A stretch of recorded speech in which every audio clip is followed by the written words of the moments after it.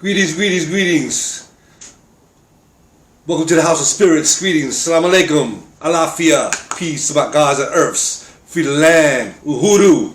Sak pase. Que pasa. Chihatamo. What's up? What's up, family? Welcome to another episode of Grunt TV. I'm your host, Malik Shabazz. Before I go any further, remember to share, subscribe, and like and make your comments and leave your comments because we read all your comments. And also I want to mention that this space is dedicated to basically to all black and brown communities who seek truth and honesty, as well as all those others who seek the same thing. Today at the House of Spirits we got a special guest, Shemele Jenkins. Oh my God, y'all don't even know. This is my poetry godmother in the house. So anyway, real quick, so we start off. Greetings. Greetings. How are you? I'm good, and good, you? Good. So, really quick, let me see what's the things. Tell us a little bit about yourself. So I hear that you I was told that you were a Panther. Yes. Tell us a little bit about that history. No, I'm not. I am. Okay. I was raised a Black Panther out of Jamaica, Queens, New York. So once a Black Panther, always a Black Panther. I stand corrected. And that's why I do what I do with kids in foster care, because that was one of the missions that the Panthers in Jamaica had. And what my parents did as community parents, and what I've been doing for the last 40-some years. Time goes, right? Yeah. Okay, so what made you join the Black Panther Party? I didn't have a choice. I was a child. Oh, you were born into it. I was born into it. Oh, you were born into it. Right. You were born into it. Okay. We have similar stories. I was born in the Nation of Islam because my father joined in '63. I was born in '64. Okay. So I was born into it. So you grew up in Queens? Jamaica, Queens. Huh. When I got grown, I moved over the bridge to Flatbush and went to Brooklyn College. And I stayed there before I finally moved down to Miami. And during your youth, did you participate in the activities during Panthers? Wild Panthers? Yeah. I was, being light-skinned, I was trained to go out into the community and learn what everybody else was teaching. I had an opportunity to be prejudiced upon. And the Panthers got to do a little riot, and it was on TV. Then I was embarrassed because, at that time, the 5%ers had just started coming up, and people didn't know the difference. You had the Bilalian Muslims had the steak and take going, right. And here the Panthers are still doing their thing, and so people were kind of divided because they didn't know who was who or which way to go, but they know they wanted to do something.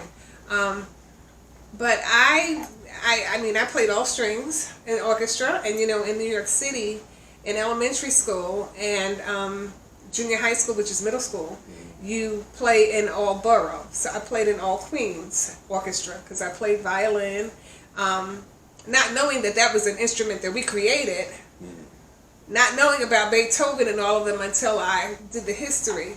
So I'm playing our music, although they tell you it's their music. Right. And I would get chased through the projects because I grew up first in 40 projects before we got quote-unquote rich and moved into Jamaica Estates where black folks can't live. So my father rented out that house, and we got a house in Queens Village. But I used to have my guitar strap to the violin on my back so it could look like a guitar, right? I'm running through everybody, you little whitey. But others who knew were like Sister Soldier before the term Sister Soldier came out, because they knew that I would go back and teach other kids how to play that. I won my first poetry contest when I think I was in the 2nd or 3rd grade, because my uncle was murdered with a baseball bat by his best friend because they were fighting over my aunt. And I sat down and wrote a piece of poetry, and that was the first time I had written a piece. Didn't know what I was doing. I was just writing what I was feeling. And my teacher put it into the school contest, which went to Queens contest, which went to the borough contest, which went to the city. And I won all of those, and then I won a little honeybee magazine that was out at that time, and then Scholastic magazine. So I was getting all these little prizes and stuff. So I just kept writing. And then, the Panthers were very militant, and then as a team, the last poets were coming out, and that's where Saba J and I remembered each other from classes up in Harlem, and it just kept going on and on and on. So that's how I got into the poetry world. And again, I'm a coordinator because my family coordinated stuff, and they worked with the community. So that's why I do that, and everything I do is because of my upbringing. You know, you work with the kids, you work in the community, you work with the families, because that's what the Panthers did. You know, they were the first ones to create early school programs and after school programs for us. They were the first ones to do the lunch program and the breakfast program.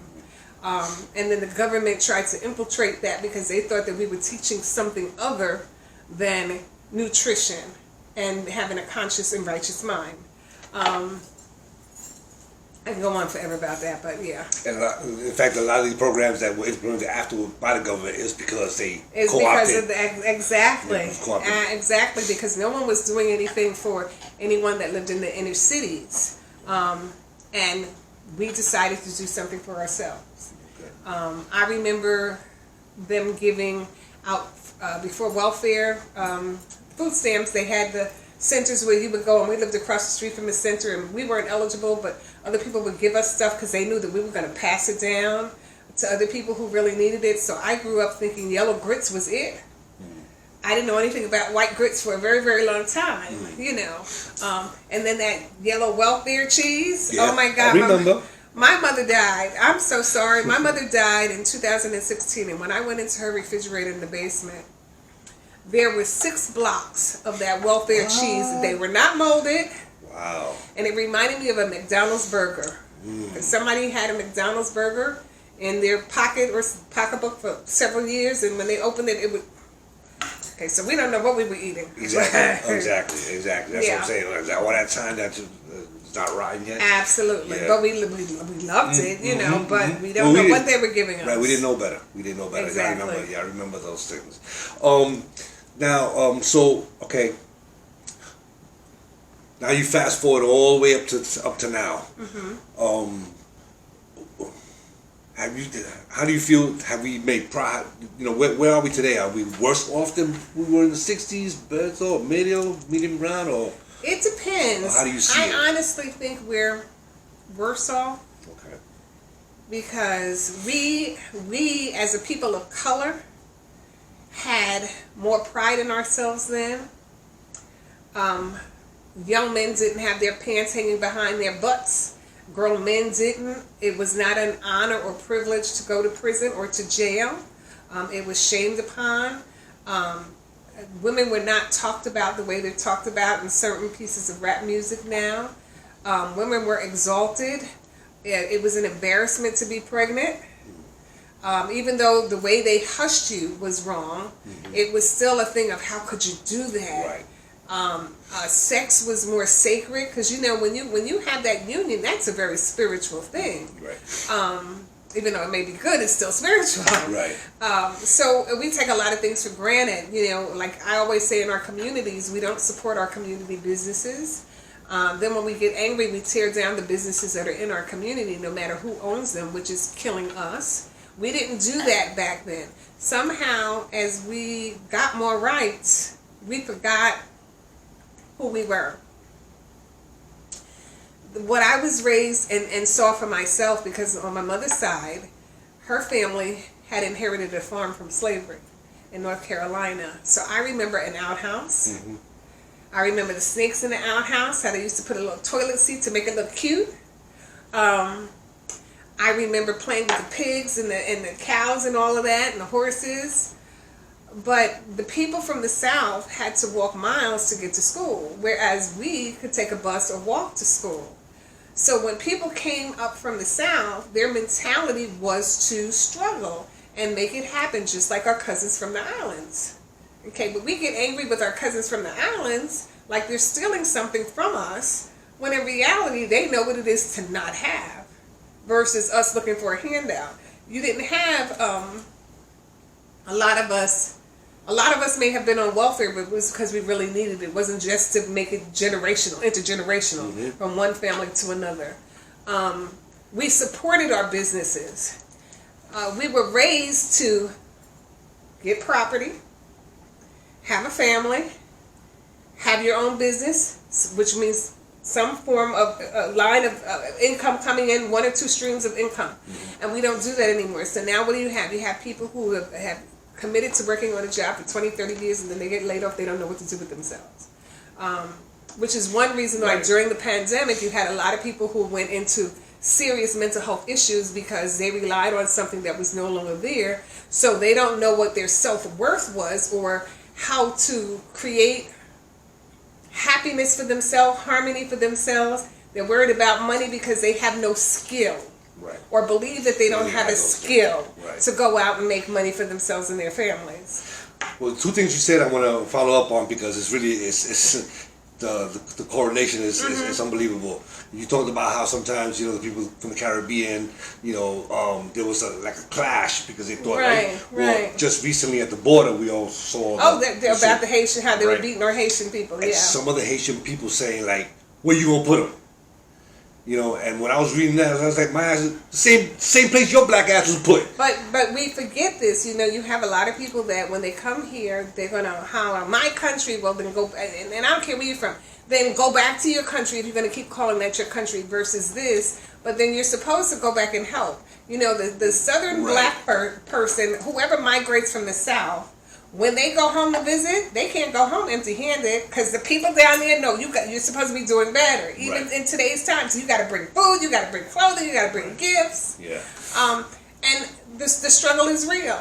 Right. And I heard that too from a lot of Haitian people. Where you going to put them? Excuse me, some of those people are your family, your immediate family, and you know them. Exactly. It's like I said, that to me that is just the most. Craziest response, Absolutely. But that just shows the depthness of white supremacy, how it affects us, And another thing you mentioned, which I thought was really important, with dealing with the pandemic, how people they didn't have the job, so they didn't know what to do with themselves. Reminds me of you remember Wisdom, Almighty Wisdom? Yes. I had a conversation with him. This was way back, but I remember the conversation like it was yesterday, and he had just got fired. And he was home, and we were talking. I was like, man, I don't know what to do, man. I'm like, fuck, I'm stuck in the house. I said, what you mean? You're a poet, man. Use that time to write. That's right. Write a couple poems, write a book or something. But that goes to show you again that we get into this mode where we're trained just to work for somebody, and once that's not there, we just don't know what to do. You don't know what to do. And that's why we one of the things that we like to do in terms of the organization 365 Kwanzaa Live, Kwanzaa 365 Live, is to basically to encourage young people to develop if they have a particular skill. Like we bring out all the people who create their art. Yeah, she creates the clothes, she made this. I do shirts, I do woodwork and stuff like that. And we could just show them, listen, if you have this, if you can't live over down, get a job, subsidize your income with a little part-time job or whatever. Or even if you have to work full-time, then go home and work on your art. Exactly. Because I started with 4 t-shirts on a small table in a corner. Now I need a van. You see that? Now I need a van. And everybody wears shirts. Everybody wears shirts. I do woodwork, and I'll show you later. I have something that I just finished doing, and that's what we try to encourage the youth to do. Because we live in a time that I believe that there's a great opportunity. And one of them is the schools, because the stuff that's going on now.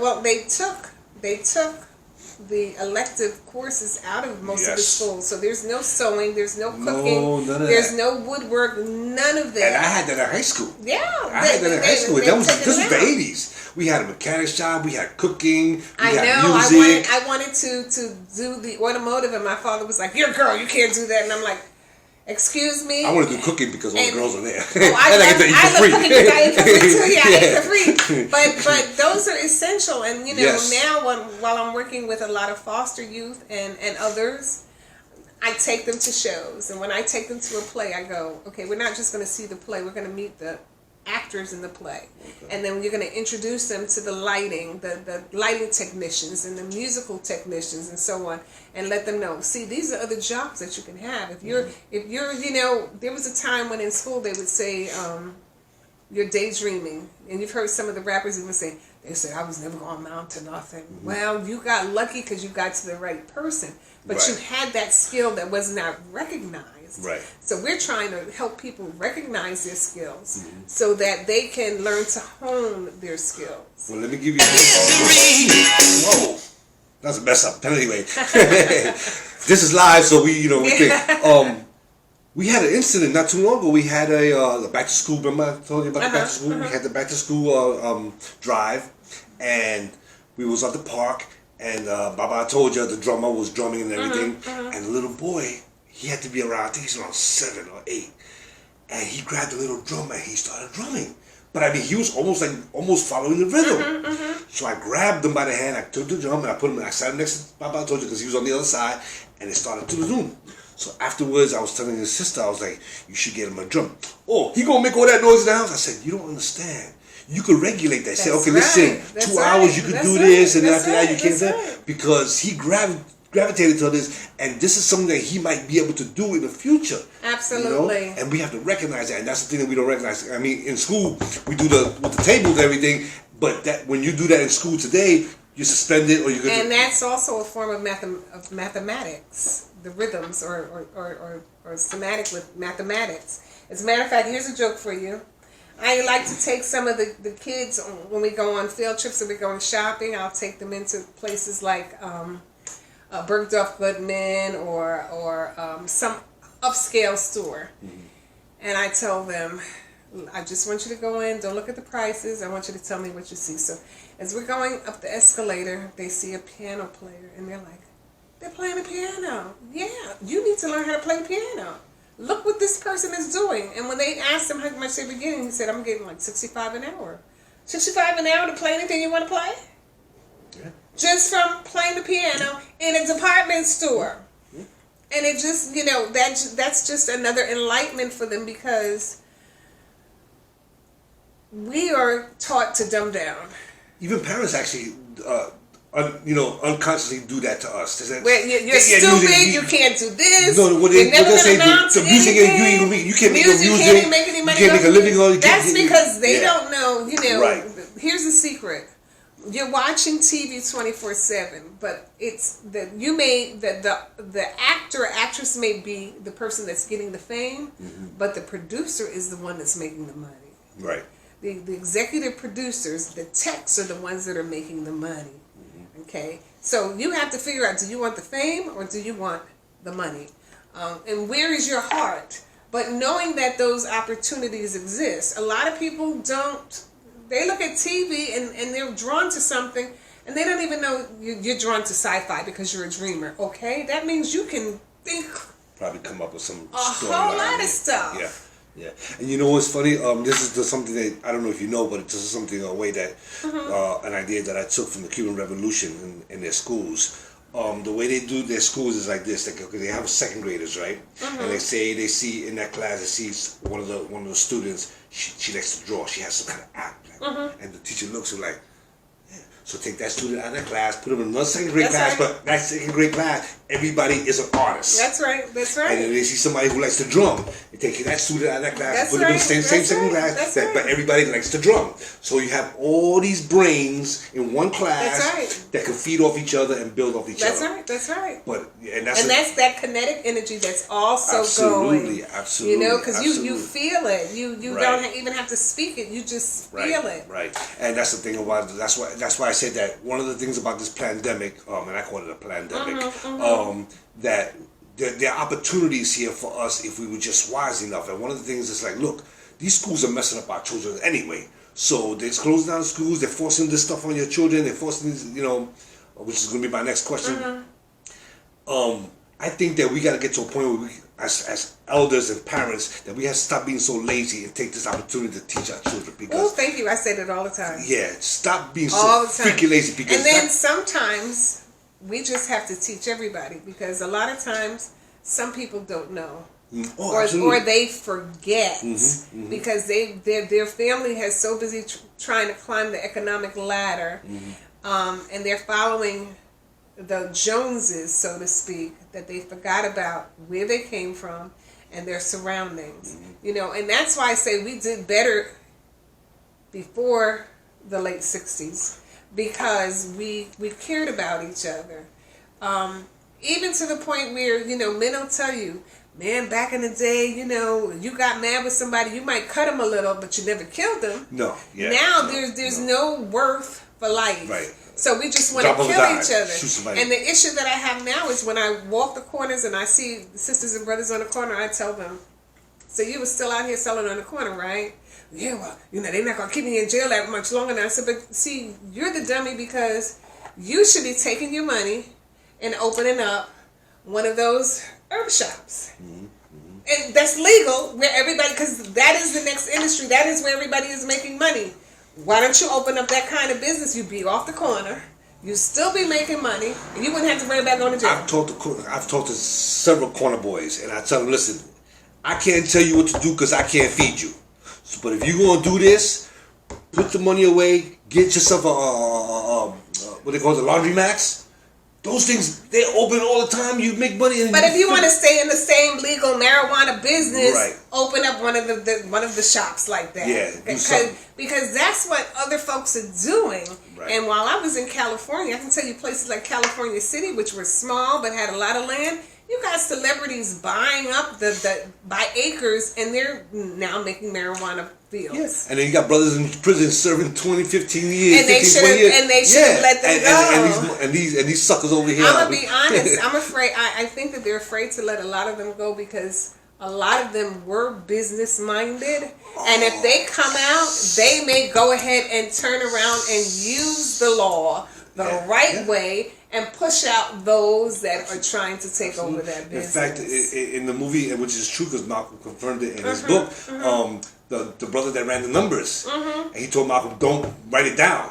This brother had a mind. He had a mind. That's like right. A machine, he didn't forget anything. He didn't forget it. Now, and I tell people, if the system that we lived was in the way, if we didn't live under white supremacy, racist white supremacy, he would have been the CEO of a top 10 company. Exactly. You have a lot of people that are in prison and they know who have masterminds. Absolutely. They just went about it the wrong way. Now you give them the opportunity, like there's a circle of brotherhood that a lot of the brothers were incarcerated, some were not, but they're turning it around. They're turning people around. Imagine if you got all of those brothers in there and sisters with those masterminds and brought them out and they started their own businesses, people would be in fear because they think that people who were suppressed are going to turn around and suppress the suppressors, and that's not necessarily the case. Right. Well, we have a historical precedent to even to talk about that. Black Wall Street, which is in my book. I put the before and after. There were at least 6 of them. 6 of them. And while, people are starting to talk about it now, just in Florida, you've got Rosewood, you've got Gainesville, you've got parts of Gainesville, you've got places in St. Louis, all over. There was black towns all over that were doing very well with their own businesses, their own banks. Yep, but white folks, I said it in my book, they were not backed by the U.S. government. They backed themselves. No. And the thing I always say, this is the thing that we have to recognize as revolution and pass this information to our young people. They do not want you to do this because they wouldn't bother nobody. They weren't, messing with white folks. They were just doing their thing. But if you leave us to our own device, we will pass you. And I tell people this, and I'm going to ask you. If you take all black basketball team and all white basketball team and you play them, and you could use football, you could do several team sports.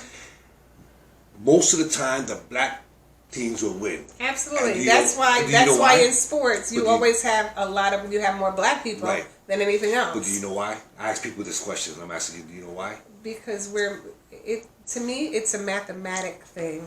It's not just a physical thing. Mm-hmm. It's a mathematical thing, how we strategize the game. Okay. Mm-hmm. And I would add that's a good point, and what I would add to that is that the rules are exactly the same for both sides. Oh yeah. You can't just grab the ball and run. You can't do. You have to abide by the rules of basketball and football. So I say if that applied socially and culturally and economically with black people, white people outside of sports. I know, except for the part about how you guys like to pat each other on the butt.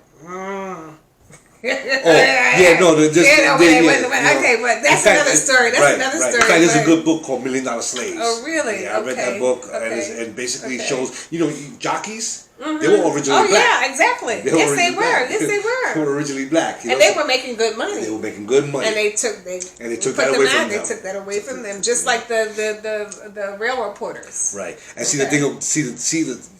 I always say the white man, he's not wise, but he's shrewd. And one of the things that he did was he saw when the civil rights movement was coming up, was in his remember, the sports arena was all white, so they figured, hey, wait a minute.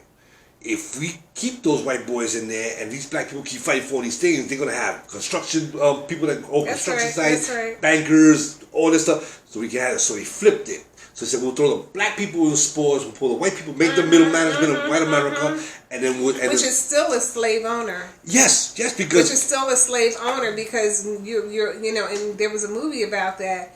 The players only have limited say. They may be making money, but it's just like in music. Yeah. You had Ice Cube. You had what's his name? That on the longest running TV. I can't think of his name right now. He's now doing the commercials about auto something or other, auto insurance. Anyway, these artists, we had records like Kill the Pig, this, that, and the other. So what did they do? They put them in television. Once they put them in television, it shut them up from any more negative, uprising, uplifting music. And I'm familiar with that with the rap scene. Because I came up with the rap scene. Exactly. And all the brothers that they do that, they have some, you know, because they writing their stuff, so they got the ability to write. And LL Cool J, Ice Cube, there's another one. Ice-T. They move them out there. That's what I'm saying. Ice-T. They move them from a place where they were considered a threat to a place where they made them complacent. They're making a little bit more cheese. And now they're not talking about what's happening in the streets or silent revolution or silent forward movement.